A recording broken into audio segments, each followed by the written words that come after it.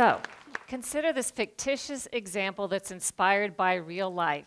Say you're watching the news and you see a story about a new study on the cholesterol-lowering drug called Cholextra. The study says Cholextra is so effective that doctors should consider prescribing it to adults and even children who don't yet have high cholesterol. Is it too good to be true? You're smart, you decide to do some of your own research. You do a Google search, you consult social media, Facebook and Twitter, you look at Wikipedia, WebMD, a nonprofit website, and you read the original study in a peer-reviewed published medical journal. It all confirms how effective Cholextra is. You do run across a few negative comments and a potential link to cancer, but you dismiss that because medical experts call the cancer link a myth and say that those who think there is a link there are quacks and cranks and nuts. Finally, you learned that your own doctor recently attended a medical seminar. The lecture that he attended confirmed how effective Cholextra is, so he sends you off with some free samples and a prescription. You've really done your homework. But what if all isn't as it seems? What if the reality you found was false? A carefully constructed narrative by unseen special interests designed to manipulate your opinion. A Truman Show-esque alternate reality all around you. Complacency in the news media combined with incredibly powerful propaganda and publicity forces mean we sometimes get little of the truth. Special interests have unlimited time and money to figure out new ways to spin us while cloaking their role. Surreptitious Astroturf methods are now more important to these interests than traditional lobbying of Congress. There's an entire industry built around it in Washington. What is Astroturf? It's a perversion of grassroots, as in fake grassroots. Astroturf is when political, corporate, or other special interests disguise themselves and publish blogs, start Facebook and Twitter accounts, publish ads, letters to the editor, or simply post comments online to try to fool you into thinking an independent or grassroots movement is speaking. The whole point of Astroturf is to try to give the impression there's widespread support for or against an agenda when there's not. Astroturf seeks to manipulate you into changing your opinion by making you feel as if you're an outlier when you're not. One example is the Washington Redskins name.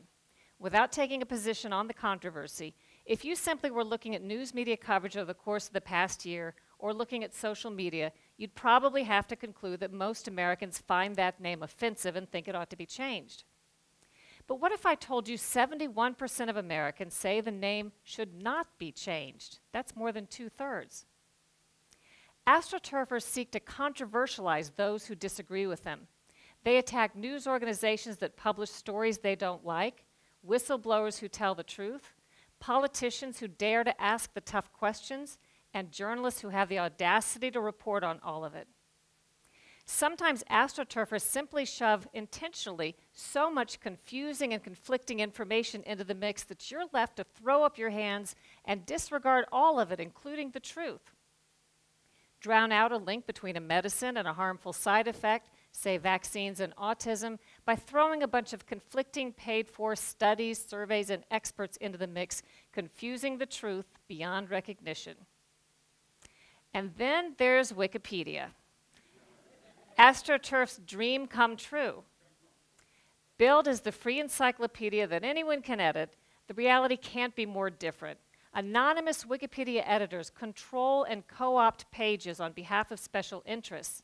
They forbid and reverse edits that go against their agenda. They skew and delete information in blatant violation of Wikipedia's own established policies with impunity, always superior to the poor schlubs who actually believe anyone can edit Wikipedia, only to discover they're barred from correcting even the simplest factual inaccuracies. Try adding a footnoted fact or correcting a fact error on one of these monitored Wikipedia pages and poof, sometimes within a matter of seconds you'll find your edit is reversed. In 2012, famed author Philip Roth tried to correct a major fact error about the inspiration behind one of his book characters cited on a Wikipedia page. But no matter how hard he tried, Wikipedia's editors wouldn't allow it. They kept reverting the edits back to the false information. When Roth finally reached a person at Wikipedia, which was no easy task, and tried to find out what was going wrong, they told him he simply was not considered a credible source on himself.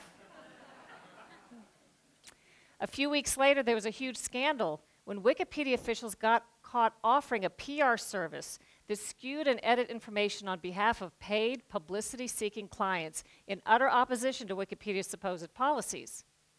All of this may be why, when a medical study looked at medical conditions described on Wikipedia pages and compared it to actual peer-reviewed published research, Wikipedia contradicted medical research 90% of the time. You may never fully trust what you read on Wikipedia again, nor should you. Let's now go back to that fictitious Colextra example and all the research you did. It turns out the Facebook and Twitter accounts you found that were so positive were actually written by paid professionals hired by the drug company to promote the drug. The Wikipedia page had been monitored by an agenda editor also paid by the drug company. The drug company also arranged to optimize Google search engine results, so it was no accident that you stumbled across that positive nonprofit that had all those positive comments. The nonprofit was, of course, secretly founded and funded by the drug company. The drug company also financed that positive study and used its power of editorial control to omit any mention of cancer as a possible side effect. Once more, each and every doctor who publicly touted Colextra or called the cancer link a myth, or ridiculed critics as paranoid cranks and quacks, or served on a government advisory board that approved the drug, each of those doctors is actually a paid consultant for the drug company. As for your own doctor, the medical lecture he attended that had all those positive evaluations was, in fact, like many continuing medical education classes, sponsored by the drug company. And when the news reported on that positive study, it didn't mention any of that. I have tons of personal examples from real life. A couple of years ago, CBS News asked me to look into a story about a study coming out from the nonprofit National Sleep Foundation. Supposedly, this press release coming out said, the study concluded we're a nation with an epidemic of sleeplessness and we don't even know it, and we should all go ask our doctors about it. A couple of things struck me about that. First, I recognized the phrase, ask your doctor, as a catchphrase promoted by the pharmaceutical industry. They know that if they can get your foot through the door of the doctor's office to mention a malady, you're very likely to be prescribed the latest drug that's marketed. Second, I wondered how serious an epidemic of sleeplessness could really be if we don't even know that we have it. Right? It didn't take long for me to do a little research and discover that the National Sleep Foundation nonprofit and the study, which was actually a survey, not a study, were sponsored in part by a new drug that was about to be launched onto the market called Lunesta, a sleeping pill. I reported the study as CBS News asked, but of course I disclosed the sponsorship behind the nonprofit and the survey so that viewers could weigh the information accordingly. All the other news media reported the same survey directly off the press release as written without digging past the superficial. It later became an example written up in the Columbia Journalism Review, which quite accurately reported that only we at CBS News had bothered to do a little bit of research and disclose the conflict of interest behind this widely reported survey.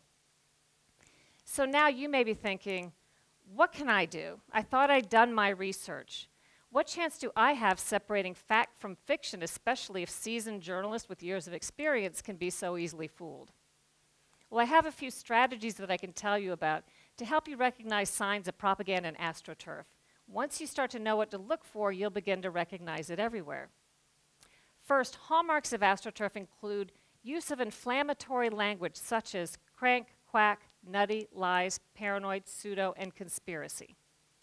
Astroturfers often claim to debunk myths that aren't myths at all. Use of the charged language tests well. People hear something's a myth, maybe they find it on Snopes, and they instantly declare themselves too smart to fall for it. But what if the whole notion of the myth is itself a myth, and you and Snopes fell for that? Beware when interests attack an issue by controversializing or attacking the people, personalities, and organizations surrounding it rather than addressing the facts. That could be Astroturf. And most of all, Astroturfers tend to reserve all of their public skepticism for those exposing wrongdoing rather than the wrongdoers. In other words, instead of questioning authority, they question those who question authority. You might start to see things a little more clearly. It's kind of like taking off your glasses and wiping them and putting them back on and realizing for the first time how foggy they'd been all along.